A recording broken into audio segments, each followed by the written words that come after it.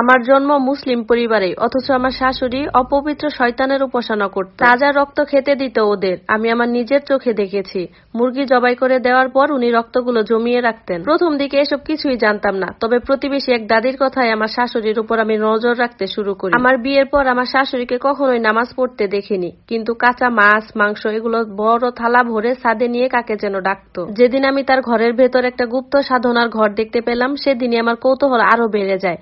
উনি সন্ধ্যাবেলা করে বেরিয়ে যেত, আসতো অনেক রাত করে বাসায়। উনি বাইরে থেকে এসে উনার রুমে চলে যেত। আমি ভাবতাম হয়তোবা গোসল করে নামাজ পড়ে, কিন্তু এই ধারণাটা ছিল আমার ভুল। পরে জানতে পারলাম সেদিন আমার শাশুড়ি যখন বাইরে বের হয়ে যায়, তখন আমি তার ঘরের ভেতর ঢুকে আলমারির ভেতর গুপ্ত দরজা খুললাম। খুলে দেখি একটা কালো মূর্তি। কি ভয়ঙ্কর ছিল সেটা! ভেতর থেকে পচা রক্তের দুর্গন্ধ আসতেছিল। আমার তো একদম বমি পেয়ে যাচ্ছিল। তারপর দেখি ওই মূর্তিটার সামনে একটা কালো বাক্স। আমি ভয়ে ভয়ে বাক্সটার দরজা খুলতে গিয়ে একদম কলিজা শুকিয়ে গেল। সেখানে দেখলাম আমার বিয়ের আগের কিছু ছবি, যেগুলো লাল সুতার পালক দিয়ে বাঁধা। কয়েকটা মাথার চুল আর একটা কাপড়ের টুকরো দেখতে পেলাম। ভালো করে দেখলাম যে ওই কাপড়ের টুকরোটা আমারই জামার। তার মানে কি আমার বিয়েটা কি তাহলে পরিকল্পিত কোনো নাটক ছিল? আমার আরেকটা ছবি ওই শয়তানের পায়ে রেখে সিঁদুরের মতো কিছু একটা দিয়ে ছিটিয়ে দেওয়া হয়েছে। তখন আমি বুঝতে পারছিলাম না যে আমি কি করব। হঠাৎ মনে হলো কেউ হয়তো বা রুমের ভেতর আসছে। তাড়াতাড়ি করে দরজা বের হতে গিয়ে আলমারির দরজার কাছে যখন এলাম, তখন দেখি আমার শাশুড়ি ভিতরে চলে আসছে। আমি তো ভয় পেয়ে গেলাম। এখনই তো উনি আমাকে ধরে ফেলবে। মনে মনে আল্লাহকে ডাকতে লাগলাম। শাশুড়ি ঘরে ঢুকে ওয়াশরুমের দিকে চলে গেলেন। আমি তাড়াতাড়ি করে রুম থেকে বের হলাম। পরে ভাবলাম ঘরের দরজা তো লাগানো ছিল, তাহলে উনি কোন দিক দিয়ে রুমে ঢুকলেন?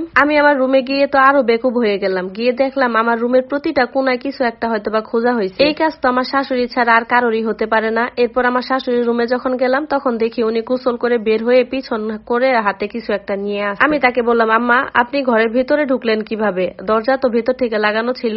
উনি রাগান্বিত হয়ে বললেন, সব উত্তর কি তোমাকেই দিতে হবে? আর আজ তুমি যে কাজটা করছো সেজন্য তোমাকে পস্তাতে হবে। আমি তো ভয় পেয়ে গেলাম। তাহলে কি উনি সবকিছু জেনে গেছে? চুপচাপ আমার রুমে চলে আসলাম। এসে আম্মুকে কল দিয়ে সবকিছু বললাম। আম্মু তখন বলল, ভয় পাস না মা, আমি কালই তোদের বাড়িতে যাব। এটা নিয়ে তুই এত টেনশন করিস না। আমার স্বামী বাড়ি ফিরেই তার মায়ের রুমে চলে গেল। এই কাজটা সে প্রতিদিনই করে, মানে অফিস থেকে ফিরেই তার মায়ের রুমে চলে যায়। 1 ঘন্টা পর রুম থেকে বের হয়ে এসে আমাকে বলতেছে, কাল নাকি তোমার মা আসবে। তখন তো আমি আটকে উঠলাম। ভাবলাম এরে এই কথা তো আমি ছাড়া আর কেউ জানতো না, সে কিভাবে জানলো? আমি তাকে জিজ্ঞাসা করলাম, এই কথা তোমাকে কে বলছে? তখন সে বলতেছে, আম্মা বলছে। আর এক কাজ করো, তোমার আম্মুকে এই সময় আসতে না করো, কিছুদিন পরে আসবে। তখন আমি বললাম, আমার আম্মু যদি এখন আসে তাহলে তোমার আম্মার কি সমস্যা? তখন আমার স্বামী চোখ রাঙিয়ে আমাকে বলল, যেটা বলছি সেটা করবা, বাড়তি কথা কম বলবা, ঠিক আছে? এরপর রাতে আমরা খেয়ে দিয়ে শুয়ে পড়লাম। শুয়ে শুয়ে ভাবতেছিলাম এই বাড়িতে আসলে হচ্ছেটা কি। এই বাড়িতে মনে হয় গুপ্ত কোনো দরজা আছে, তা না হলে শাশুড়ি মা ওই রুমে ঢুকলো কিভাবে? তখনই হঠাৎ খেয়াল করলাম আমার স্বামী হয়তোবা আমাকে কাছে চাচ্ছে, কিন্তু রোজ রাতে তার এই শারীরিক নিপীড়ন আমার একদমই সহ্য হতো না। এক পর্যায়ে আমার মনে হলো যে লোকটা আমার কাছে আছে সে আমার স্বামী নয়, বরং অন্য কেউ আমার স্বামীর মতো হয়ে আছে। তার নিঃশ্বাস আমার ঘাড়ে পড়ছিল। আমার দম বন্ধ হয়ে আসতে লাগলো। আমি আমার সমস্ত শক্তি দিয়ে তাকে সরানোর চেষ্টা করলাম, কিন্তু পারলাম না। মনে মনে আল্লাহকে ডাকতে থাকলাম আর চিৎকার করতে চাচ্ছিলাম, কিন্তু আমার গলা দিয়ে কোনো ভাবেই আওয়াজ আসছিল না। কতক্ষণ এইভাবে থাকার পর আমার আর কোনো জ্ঞান নেই। সকালে চোখ খুলতে নিজেকে আবিষ্কার করলাম আমি আমার শাশুড়ির রুমে। আমার তো স্পষ্ট খেয়াল আছে গতকাল রাতে আমি আমার রুমে শুয়েছিলাম। এখানে কিভাবে আসলাম? আমি ঘুম থেকে উঠার পর শাশুড়ি মা আমাকে বলল, তাড়াতাড়ি ফ্রেশ হয়ে নাস্তা করে নাও। আমি তো এসব কিছুই বুঝতে পারছিলাম না যে কি হচ্ছে আমার সাথে। আমি গোসল করে নাস্তা করতে আসলাম। টেবিলে আমার জন্য নাস্তা রেডি। অথচ এরকম তো কখনোই হয় না। আমি প্রতিদিন ফজরের নামাজ পড়ে রান্নাঘরে আসি। আজ আমি ফজরের নামাজ পড়ার জন্য উঠতে পারিনি। খাবারের মধ্যে রুটি সবজি ডিম সবকিছুই ছিল। আমার শাশুড়ি আমাকে রুটি আর সবজি দিয়ে বললেন, এই কয়েকদিন তুমি এইভাবে খাওয়া দাওয়া করবে আর রেস্ট নিবে। আজ থেকে সব কাজ আমিই করব। আমি অবাক হয়ে ভাবলাম, কি হলো আমার শাশুড়ির আজকে আবার? প্রতিদিন আমাকে এত এত কাজের অর্ডার দেয়, আর আজ নিজেই বলতেছে উনি সব কাজ করবে। আমিও তাড়াতাড়ি খেয়ে আমার রুমে চলে আসলাম। এসে দেখি আম্মুর নাম্বার থেকে অনেকগুলো মিসড কল উঠে আছে। তাড়াতাড়ি করে তাকে কল ব্যাক করলাম। তারপর উনি আমাকে বলতেছে উনি নাকি এই বাড়িতে আসার জন্য রওনা হয়েছেন, কিন্তু রাস্তায় অ্যাক্সিডেন্ট হয়েছে। তবে কারো কোনো ক্ষয়ক্ষতি হয়নি। উনি আজকে আসতে পারবেন না, উনি পরে আসবেন। কিন্তু এই সময়টাতে আম্মুকে খুব পাশে প্রয়োজন ছিল আমার। দুপুরে আমার স্বামী অফিস থেকে আসলেন। এসে আমাকে জিজ্ঞাসা করলেন যে তোমার শরীর কি অবস্থা?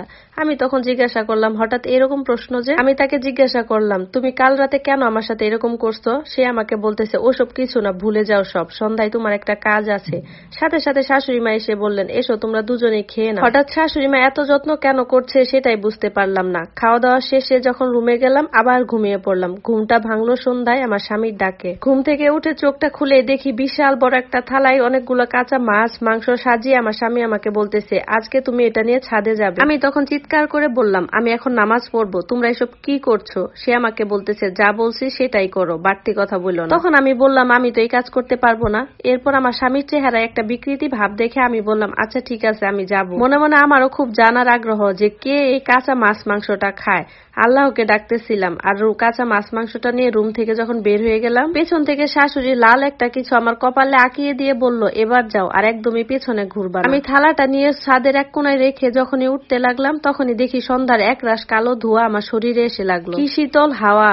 এক বিশাল কালো ধোঁয়া এসে আমার শরীরটা ছুঁয়ে গেল। হঠাৎ তখনই তীব্র ব্যথা অনুভব করলাম আমার তলপেটে। শাশুড়ি মা চিৎকার দিয়ে বলল, তাড়াতাড়ি ফিরে এসো আর একদমই পিছনে তাকাবা না। আমি তখন ব্যথায় কাতরাতে কাতরাতে রুমে চলে আসলাম। ব্যথা তো কোনোভাবে কমছিলই না, বরং আস্তে আস্তে আরো বাড়তেছিল। রাত যতই গভীর হচ্ছিল ততই আরো ব্যথা বাড়তেছিল। গভীর রাতে এক পর্যায়ে বাথরুমে গিয়ে দেখি প্রচুর ব্লিডিং হচ্ছে। তখন আমি ভয়ে কান্না করতে করতে আমার স্বামীকে যখন দেখাই, তখন তার চোখে মুখে কি যেন তৃপ্তির একটা হাসি। তাকে দেখে মনে হচ্ছিল সে ব্যাপারটা আগে থেকেই জানতো যে এমনটাই হবে। শাশুড়ি মাকে গিয়ে চিৎকার করে বলতে লাগলো, আম্মা কাজ হয়ে গেছে। ওই অবস্থায় আমি ওদেরকে বললাম, কিসের কাজের কথা বলছো তোমরা? আমাকে বলো তো, আমি তো ব্যথায় আর কিছু সহ্য করতে পারছি না, আমাকে তাড়াতাড়ি বাঁচাও তোমরা। শাশুড়ি মা আমাকে বলতেছে, আজকের রাতটাই শুধু একটু কষ্ট